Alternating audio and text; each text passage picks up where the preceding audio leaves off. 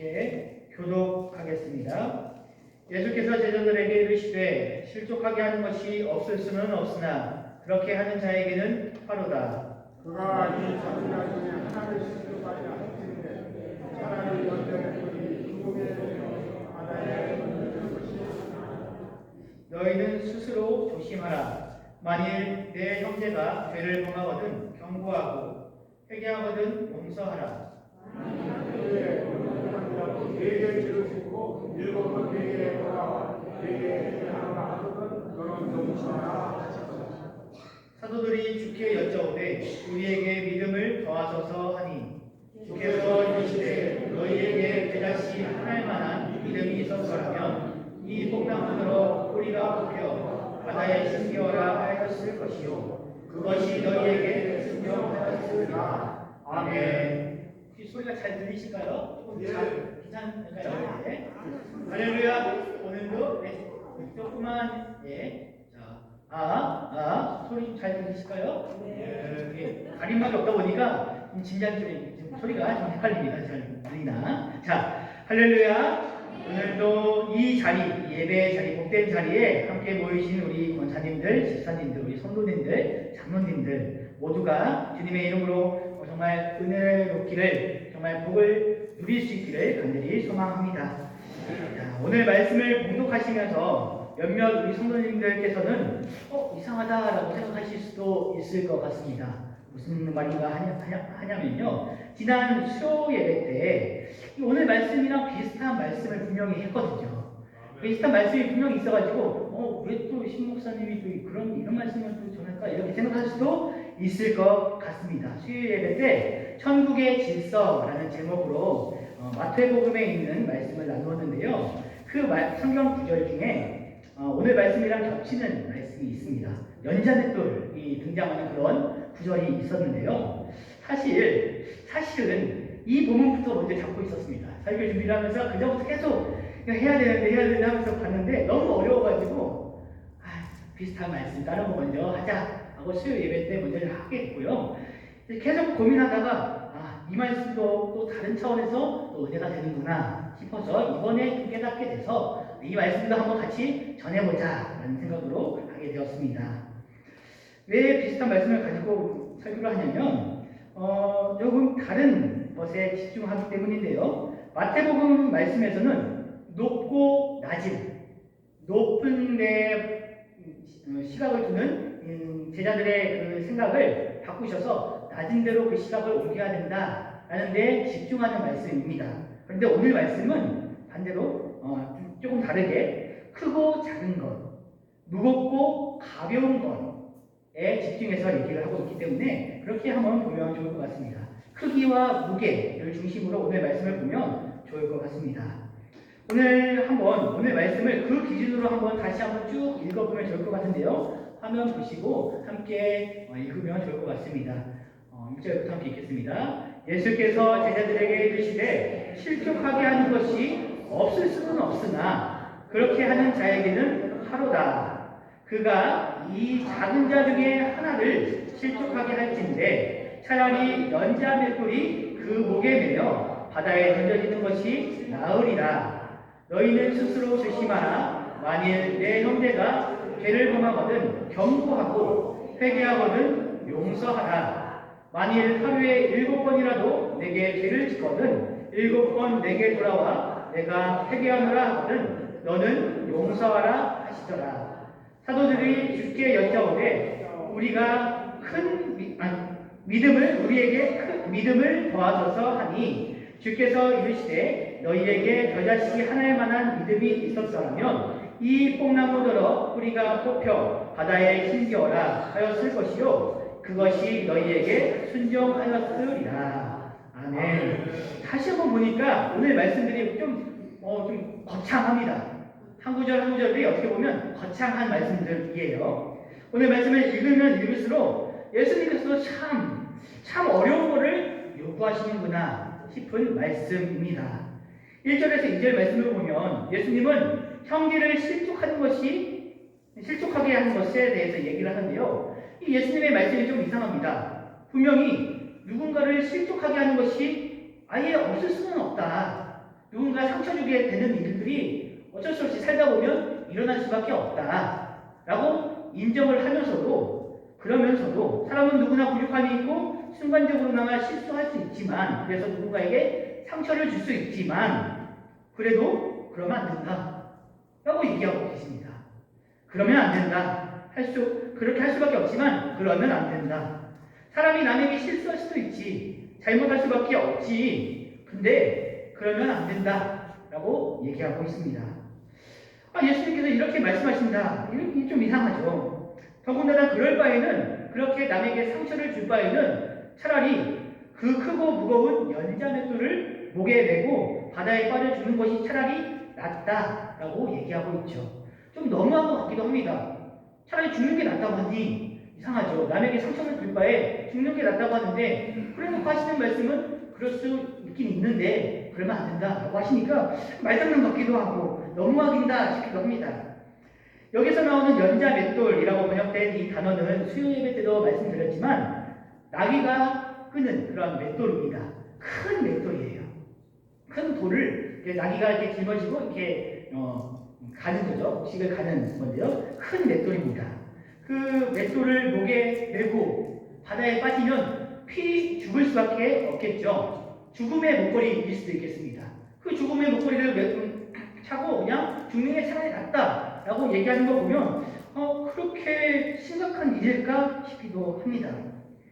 근데 문제는 살다 보면 어느 누구나 저도 마찬가지고 우리 성도님들도 마찬가지겠지만 남에게 상처를 줄 수밖에 없다는 거죠. 그래서 이 말씀, 이 예수님의 말씀이 너무도 부담이 됩니다. 나 이렇게 지키는데 어떡하지? 큰일 났네. 죽을 수밖에 없겠네. 라는 생각도 듭니다. 이 다음에 나오는 말씀도 역시 부담스럽습니다.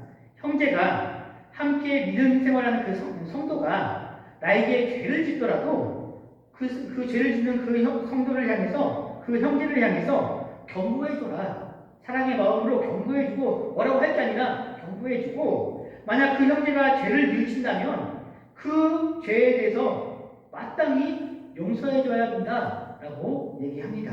설령 그 형제가 단 하루 동안 하루에 7번이나 같은 일을, 비슷한 일을, 잘못을 했고 나에게 와서 그 잘못을 다시 미안하다, 죄송하다 이렇게 사과를 한다면, 용서를 구한다면 너는 용서해줘야만 한다라고 얘기하고 있습니다. 용서해 줄 수도 있다도 아니고 용서해 줬으면 좋겠다도 아니고 용서해줘야만 한다라고 얘기하고 있습니다. 제자라면, 너희들이 내 제자라면 용서해줘야만 한다라고 얘기하고 있죠. 하루에 한두 번 정도는 그럴 수 있을 것 같습니다. 하루에 한두 번 정도 화가 나고 그렇게 잘못을 나에게 있을 때도 그걸 용서해 주는 것도 큰 것인데, 하루에 7번이나 그렇게 잘못을 한다면 이거는 받아들이는 사람 입장에서 상습범이잖아요. 그렇죠? 상대방이 상습적으로 나에게 잘못을 했는데 그것을 용서해줘야 된다, 당연히 용서해줘야 된다라고 얘기하고 있는 이 말씀을 보면 너무 부담스럽습니다. 이렇게 생각할 수도 있겠습니다. 만약 이 말씀처럼 어떤 사람이 하루에 7번이나 큰 잘못을 저질렀다고 했을 때, 그런 상황일 때 용서를 구하는 사람이 7번씩 용서를 구하는 것이 쉬울까요? 아니면 용서를 7번이나 해주는 게 더 쉬울까요? 용서를 구하는 사람은 자기가 진짜 잘못했다는 걸 아니까 7번이든 몇백 번이든 몇만 번이든 용서를 구할 수 있죠. 그게 쉽습니다. 당연히 해야 되는 겁니다. 하지만 지금 오늘 말씀에서 예수님께서 말씀하셨던 것처럼 용서를 해줘야 되는 사람 입장에서는 한 번 더 힘든데 7번이나 해준다는 것, 그것도 하루 만에 그렇게 비슷한 일들을 7번이나 반복해서 잘못하는 그 사람을 위해서 용서해 준다는 것은 정말 쉽지 않은 것 같습니다. 용서라는 게 비는 사람 입장에서는 비교적 가볍지만 사실 용서를 하는 사람 입장에서는 참 무거운 범위입니다. 그 무거운 것을 하라고 하시는 것이죠. 쉽지 않은 그 일을 해야 된다라는 겁니다. 그런데 예수님은 지금 이 이야기를 너무도 쉽게 얘기합니다. 제자들이라면 당연히 해야 된다라고 쉽게 얘기를 하시죠. 용서해줘라. 하루에 7번이나 잘못하고 7번이나 용서를 구해도 너도 그냥 용서해줘라 라고 얘기합니다. 그런 예수님의 말씀을 들었으니 이 제자들 입장에서는 이 예수님의 말씀이 얼마나 무겁겠습니까? 얼마나 부담스러울까요? 그래서 제자들이 예수님께 한 수 적고 불만을 조금 이렇게 가라앉히고 예수님께 이렇게 묻죠. 한 수 적고 물어봅니다. 그러면 주님, 우리에게 더 큰 믿음을 주옵소서. 우리가 아직 믿음이 적으니 더 큰 믿음을 주옵소서. 그러면 그 말씀대로, 예수님의 그 말씀대로 할 수 있겠습니다. 아직은 내가 내 믿음이 작으니 더 큰 믿음을 줘서 할 수 있게 해주옵소서라고 합니다. 더 큰 믿음을 달라고 얘기하죠. 부담스러운 그 일을 앞두고 더 큰 믿음을 달라고 하는 이 제자들의 말이 어떻게 보면 합당한 말인 것 같습니다. 당연히 내가 좀 지금 부담스러우니까 당연히 믿음을 더 달라고 요구할 수도 있을 것 같습니다. 신앙의 삶을 산다는 것이 참으로 어렵고 부담스러운 일입니다. 그 말씀대로 산다는 것, 말은 쉽지만 그 말씀대로 산다는 것은 정말 어려운 것 같습니다. 너무나도 큰 일이고 너무나도 무거운 일처럼 느껴집니다. 그런데 그런 와중에 예수님께서 제자들에게 겨자씨 이야기를 하시는 것이죠. 이 맥락을 이해해야 됩니다. 지금 계속해서 큰 것에 대해서 자꾸 얘기하고 있는데 제자들 또한 너무 나는 지금 힘듭니다. 내가 지금 이 일이 너무 커서 감당할 수 없습니다. 라고 얘기하니까 갑자기 예수님께서 겨자씨 얘기를 하고 있습니다. 수요 예배 때 다뤘던 마태복음에서는 나짐의 이야기를 하기 위해서 어린아이가 등장했다면 오늘 누가복음에서는 작고 가벼움을 이야기하기 위해서 겨자씨 이야기가 등장하는 것이죠. 복음서에서 나오는 겨자씨 이야기 다른 말씀에서도 보면 이렇게 있죠. 누가복음 13장 19절에 이런 말씀이 있습니다.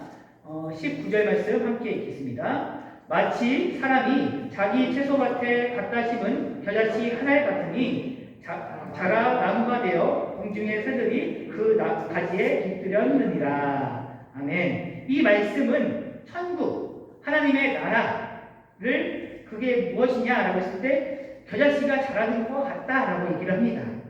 천국, 하나님의 나라가 겨자씨가 자라는 곳에 깃되었는데요. 공중의 새들이 깃들 정도로 큰 나무가 되는 것은 정말 큰 일처럼 보입니다. 정말 대단한 일처럼 보이죠. 그 작은 것들이 어떻게 그렇게 큰 일을 할 수 있을까? 그런데 그 큰 일도 겨자씨 하나로부터 시작한다는 것을 예수님은 지금 짚고 계신 것이죠. 큰 일의 처음은 그 작은 겨자씨에서 시작한다라는 것입니다. 그러니 6절의 말씀에서 예수님께서 이렇게 말씀하시는 것이죠. 겨자씨 하나일 만한 믿음이 있다라면 이 큰 일을 할 수 있다라는 것입니다. 제자들은 예수님께 이렇게 얘기했죠. 저희에게 큰 믿음이 지금 없습니다. 라고 했을 때, 그래서 큰 믿음을 지금 주옵소서 라고 했을 때, 그러면 저희들이 큰 믿음이 있다면 큰 일을 그나마 할 수 있을 것 같습니다. 라고 했다면, 예수님은 지금 너희에게 겨자씨 같은 작은 믿음만 있어도 그 큰 일을 이룰 수 있다. 라고 얘기하고 계시는 겁니다. 그렇게 생각해보니 오늘 본문 말씀 1절부터 4절까지의 말씀, 예수님의 이 요구들이 정말 그렇게 가볍게 또 생각해보면 할 수 있을 것도 같습니다. 너무 커 보이고 너무 무겁게 느껴져서 부담스러웠던 일로 여겼는데 일단 해본다면 어떻게든 또 해볼 수 있을 것 같습니다. 용서가 잘 안 되는 것 같은데 그래도 그냥 일단은 용서해보자. 좀 가르쳐야 될 것 같은데, 뭔 잘못을 해서 충고를 해줘야 될 것 같은데, 화를 내지 말고, 일단 그냥 좀 충고 좀 해주고, 다독여보자. 가르쳐보자. 하다 보면, 겨자씨가 점점 자라서 큰 나무가 되듯이, 단번에 자라지는 않더라도, 나중에 점점 자라서 큰 나무가 되듯이, 귀한 사명을 끝내는 감당해 나갈 수 있을 것이다 라는 메시지로 오늘 말씀을 읽을 수 있겠습니다. 제가 군대에서 겪었던 일입니다. 보시다시피 제가 딱 봐도 비리비리해 보이죠. 조금 좀 얇아 보이고 가벼워 보입니다. 저도 인정합니다. 왜냐하면 딱 객관적으로 봐도 몸무게가 별로 나가지 않기 때문에 저 비리비리합니다. 살도 조금 쪄야 되는데 문제는 또 군대에서는 여기에서 한 5kg에서 10kg 정도가 더 빠진 상태였었어요. 또 군대 들어갈 때는 한 50kg였나? 그 정도로 너무 말랐던 지금도 말랐지만 그때는 너무 말랐던 때였습니다. 아무튼 군대에서 계속 생활을 하다가 어느 날 이제 군대에서 체력 측정을 하는 날이 다가왔습니다. 오래 달리기를 먼저 측정을 했는데요. 제가 참 그런 마음으로 가지면 안 되는데 군 생활하면서 어떤 선임이 정말 밉더라고요. 정말 미워가지고 이 달리기를 하는데 제 앞에서 막 알짱알짱 막 뛰고 있는데 이 모습을 보면서 내가 저 선임을 꼭 이기고 싶다라는 생각을 했어요. 그래서 저 선임보다는 내가 먼저 들어갔으면 좋겠다라고 생각해서 정말 열심히 달렸습니다. 안간힘을 다해서 그 선임보다 정말 딱 조금 더 먼저 도착하게 됐죠. 나중에 보니까 그 선임하고 상관없이 제 기록이 조금만 더 빨랐으면 특급을 받을 수 있었더라고요. 그러면 왜냐하면 체력도 이제 특급을 받고 다른 것도 특급을 받으면 특급 병사가 될 수 있고 그러면 또 휴가를 또 받을 수가 있거든요. 그 선임은 이제 제쳐두고 특급 병사가 되면 휴가도 나오고 좋겠다. 하나하나씩 해보자. 하나씩 하면 달리기도 될 것 같고 윗몸 일으키기도 한번 해본 거죠. 그래서 달리기도 윗몸 일으키기도 팔굽혀펴기도 열심히 준비를 했습니다. 진짜 하다 보니까 점점 늘어가긴 하더라고요. 자, 결국 하나씩 특급을 따내고 그때 그렇게 느꼈습니다. 되는구나. 하나씩 해보니까 되는구나. 비리비리하지만 되는구나. 물론 결국 근데 좀 안타깝게도 특급 전사는 못했습니다. 체력은 다 괜찮았는데 제가 군인이 이었긴 했지만 사격을 못해가지고 그래서 특급 전사는 되지 못했습니다. 그것까지 준비를 했었어야 되는데 다른 건 다 준비했는데 그걸 준비를 못해서 결국 특급 전사는 되지 못했지만 그래도 체력만큼은 특급을 받은 적이 있었다. 지금은 아니지만 그때는 그랬었던 적이 있었다라는 얘기를 합니다. 예수님은 제자들에게 지금 당장 이렇게 되어야 돼가 아니라 예수님의 제자로서 마땅히 살아가야 할 지향점을 지금 알려주신 것이죠. 제자라면 이렇게 살아가야 돼. 이런 방향으로 나아가야 돼. 너희들이 지금은 못하더라도 계속해서 노력하며 살아야 돼. 그렇게 지향점을 알려주신 것이죠. 그래서 1절 말씀에 그렇게 얘기하신 겁니다. 실족하게 하는 것이 없을 수는 없으나 실족하게 하는 게 잘 어쩔 수 없이 인간이라면 누군가에게 상처를 줄 수밖에 없으나 그래도 제자라면 그러면 안 돼 라고 얘기하고 계신 겁니다. 어찌 보면 무겁고 큰 부담스러운 일이지만 정말 신앙의 삶을 살아간다는 것이 말씀대로 삶을 살아간다는 것이 어떻게 보면 정말 부담스러운 일이고 큰 일이긴 하지만 차츰차츰 순종하며 살아가다 보면 할 수 있는 일이기도 합니다. 우리 성도님들 모두가 그렇게 한 걸음 한 걸음 신앙의 발걸음을 걸어 나갈 수 있기를 주님의 이름으로 축원합니다. 함께 기도드리겠습니다. 하나님 감사합니다. 오늘도 주님의 말씀으로 우리를 깨닫게 하시니 감사합니다. 주님의 말씀대로 사는 것이 믿음의 삶을 살아내는 것이 주님의 제자로서의 삶을 살아가는 것이 어찌 보면 참으로 부담스러운 큰 일일 수 있겠으나 한 걸음 한 걸음 걸어갈 때에 주님과 동행하는 귀하고 아름다운 삶을 살아갈 수 있게 하여 주옵소서. 저희들은 부족하고 연약하지만 육신의 몸은 그 모든 일들을 완벽하게 할 수는 없을 수 있겠으나 주님의 말씀을 의지하고 성령님께서 인도해 주심을 의지하면서 살아갔을 때 주님께서 원하시는 모습들을 하나하나 해 나갈 수 있게 하여 주옵소서. 겨자씨 한 알이 그 더 큰 나무가 되어서 많은 새들을 품어주는 것처럼 우리들도 그 큰 일들을 해 나갈 수 있는 모두가 되게 하여 주옵소서. 이 모든 말씀 예수님의 이름으로 간절히 기도드립니다. 아멘.